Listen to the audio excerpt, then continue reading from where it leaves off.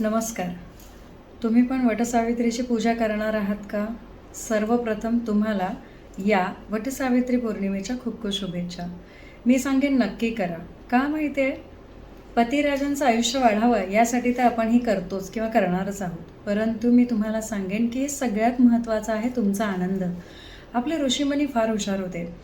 त्यांना माहीत होतं की जेव्हा एखाद्या घरामध्ये एखादी स्त्री आनंदी असते, तिचं पूर्ण घर आनंदी असतं.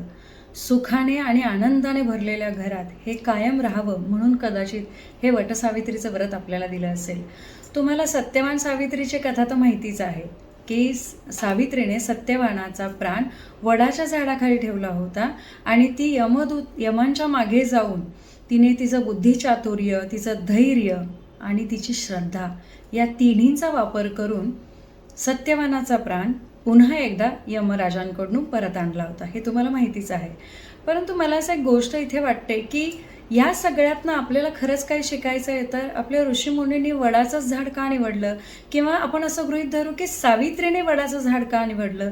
तर वडाचं झाड हे अतिशय अतिशय ऑक्सिजन देणारं झाड म्हटलं जातं आणि सगळ्यात महत्त्वाचं ते दीर्घायुष्य असतं. जेवढं वडाच्या झाडाला दीर्घायुष्य आहे तेवढंच माझ्या पतिराजांना मिळो या आशयाने आपण वडाचं झाड ऋषीमुनींनी आपल्याला दिलेलं असावं. तर या गोष्टीमागे एक गोष्ट खूप प्रकर्षाने मला आत्ता जाणवते, तीच तुमच्यासमोर मी मांडणार आहे की तुम्ही जर वडाच्या झाडाच्या फांद्या आणून घरी पूजा करणार असाल, खरं तर तसं करू नये, पण ठीक आहे, आजकाल मुंबईमध्ये आणि ह्या ठिकाणी शक्यतो नाही मिळत, पण तसं जरी केलं तरी ती वडाची फांदी टेबलावर किंवा पाटावर न मांडता छान एक कुंडी तयार करा, त्याच्यामध्ये ती रोवा आणि पुढच्या वर्षापर्यंत तिचं रोप होतं आहे का इतकी काळजी घ्या. म्हणजे तुम्ही एका फांदीला विकत आणलेल्याचं एक छान रोप तयार करू शकलात तर मला असं वाटतं की ही आपली पूजा नक्कीच सफळ होईल.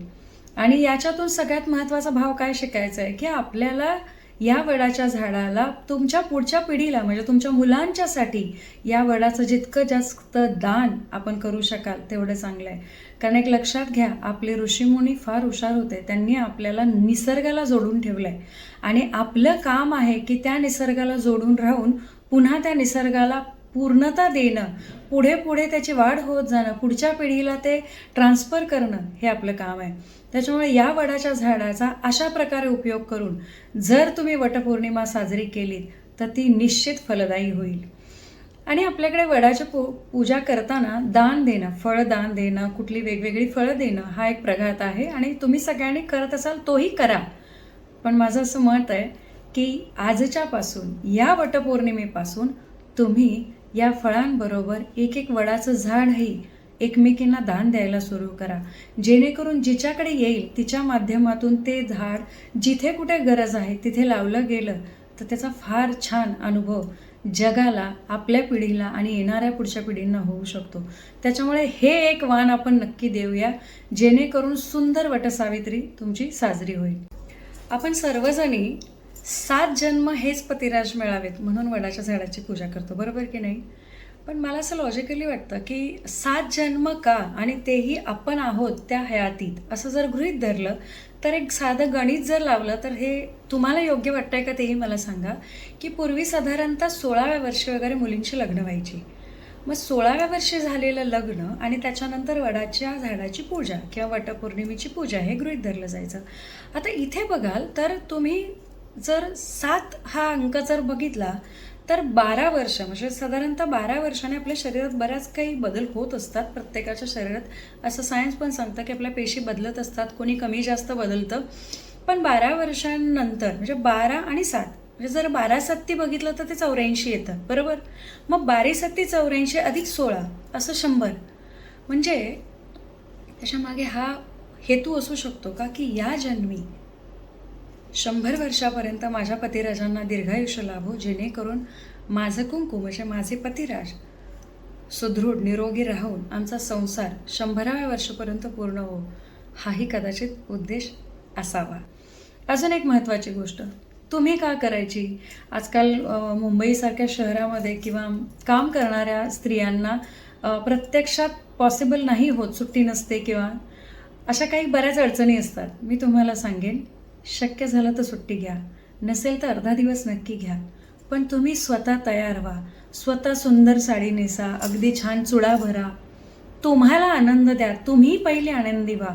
कारण बऱ्याचदा आपण सण वार सगळे साजरे करतो, परंतु आपण स्वतःला वेळ देत नाही. माझ्या मते आपल्यापैकी बऱ्याच जणींचा हा अनुभव असेल. तुमचा अनुभव असा आहे का, मला कमेंटमध्ये नक्की कळवा की वटसावित्री पूजा करायची म्हणून तुम्ही जशा आहात तशी पूजा करता, पण ती पूजा संपन्न करता, पण त्यावेळेस तुम्ही खरंच स्वतःला आनंद देता का? तो आनंद द्यायला सुरू करा, स्वतःला आनंद द्या आणि बघा तुमची ही वटसावित्री खरंच सुंदर साध्य होईल आणि सफळ होईल. तुम्ही आनंदी राहा, तुम्ही आनंद घ्या आणि मग घराला आनंद आपसूक मिळेल. तुमच्यापैकी जर हा व्हिडिओ कोणी पुरुष जातक पाहत असतील तर माझी त्यांना विनंती आहे की तुमच्या सावित्रीला नक्कीच तुम्ही या वटपौर्णिमेला काही आनंद देऊ शकत असाल तर नक्की द्या. तिला स्वतःच एक रोपटा आणून विकत द्या, की तिच्यासाठी तयारी करण्यासाठी तुम्ही काय मदत करू शकता का बघा. तिच्या धावपळीत तुमचा काही थोडासा हातभार लागतोय का बघा.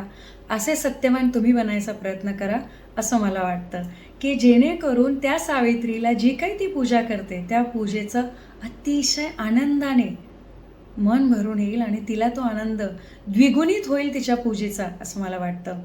या वटसावित्रीच्या पौर्णिमेला तुम्हाला माहिती आहे का, स्वामींचं सगळ्यात आवडतं झाड आहे वडाचं, हो ना? का बरं? कारण त्याच्यावर ब्रह्मा विष्णू महेश तिघेही वास करतात आणि त्या तिघांचं एकरूप म्हणजे आपल्याला लाभलेले स्वामी.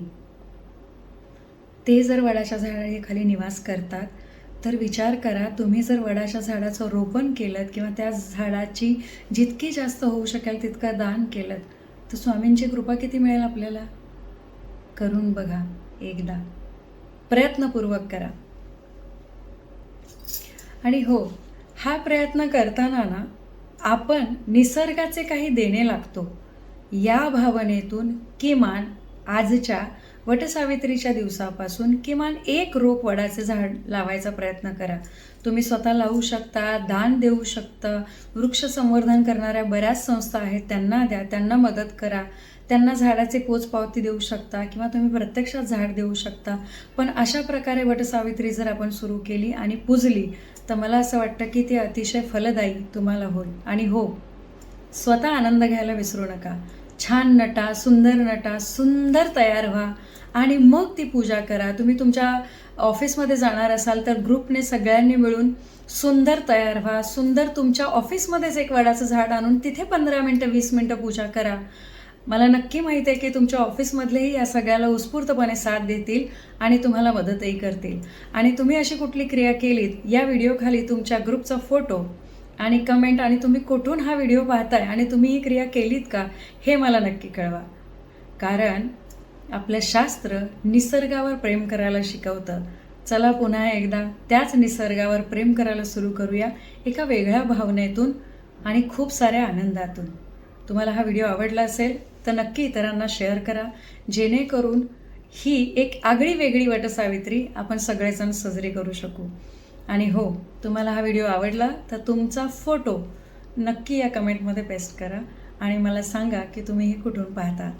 धन्यवाद. शुभम भवंतु.